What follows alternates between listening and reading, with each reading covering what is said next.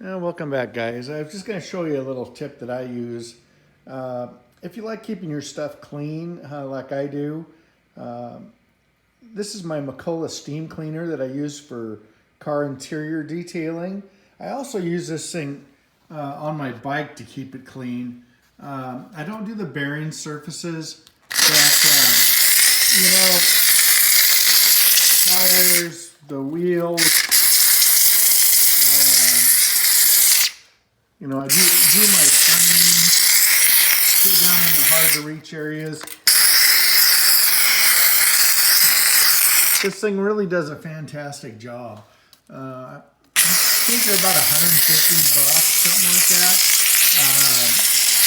I have a lot of gray plastic in my pickup truck. The door panels, all that stuff. And that stuff just gets a kind of a grime down in it.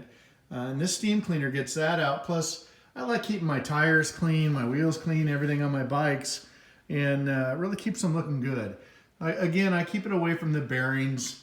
Everybody says, worry about that, even though I got sealed bearings on everything. But just for general maintenance and cleaning, it keeps everything looking great. Again, it's a Macola brand. I don't know the model. I've had it for some time, but they work friggin' awesome.